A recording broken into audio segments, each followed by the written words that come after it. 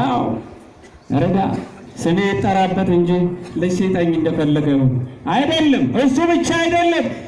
ልጆቻችንን ልጅ ስጠን ብለን ስንጸልይ ልጆቻችን በትዳር እየኖራችሁ ልጆቻችሁን እንዴት ነው ለማሳደግ የምትፈልጉት?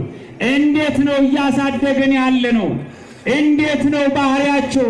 ምን እየሰሩ ነው? አሁን ለልጆ ለቤተሰቡ የሚታዘዝ ለእግዚአብሔር የሚመች ለሀገር ለወገን የሚጠቅም ነው ወይስ የተሰራ ከተማ የሚያፈርስ?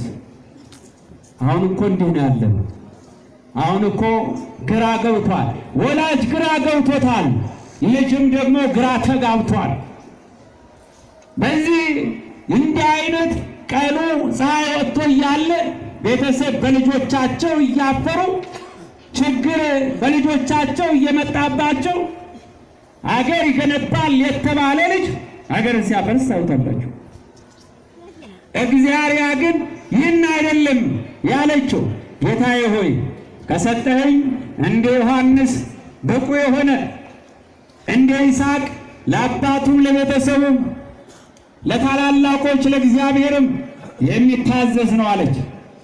በዚህ አይነት መልኩ እያሉ ታላቁ ካህንም ቅዱስ ጸጋ ጻብም እግዚአብሔር ሆይ አንተ የምትሰጠኝ ልጅ እኔን የሚተካ ዳዊቱን አንስቶ የሚጸልይ ቅዳሴ የሚቀድስ ተንሥኡ የሚል ሰላም ለኩልክሙ ብሎ ወደፊት የሚያመሰግን እንጂ እንዲሁ አካባቢን ያለኝን ሀብት የሚወርስ ሳይሆን አንተን የሚለብስ አንተን የሚወርስ ነው አለ።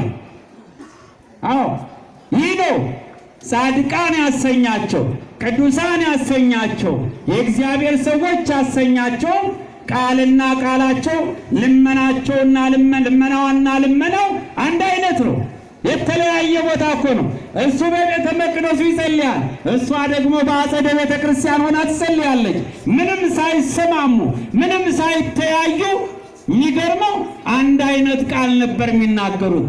ባልና ሚስት ልጆቻችን ቃላችሁ ስንት ጊዜ አንድ ሆኗል? አብራችሁ ሆናችሁ ቃል ለቃል አልስማማ ብላችሁ ዛሬ ከአንድነቱ ይልቅ ፍቻ አልበዛም?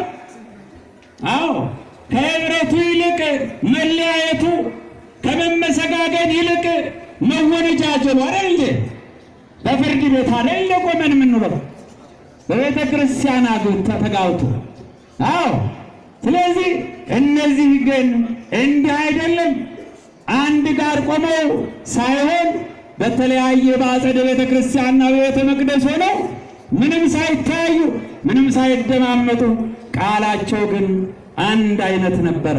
እነዚህ አንድ አይነት ቃል ያላቸው ባልና ሚስት ቅዱሳን የአብርሃምና የሳራ ልጆች የኤልሳቤጥና የዘካርያስ ልጆች እነሆ በእንዲህ አይነት መልኩ እየጸለዩ እያመሰገኑ እያሉ ችግር ገጠማቸው። ለራሳቸው ብቻ ሳይሆን በአካባቢያቸው ጦርነት ገጠማቸው። ታሪኩን ላሳጥረው። አዎ ምክንያቱም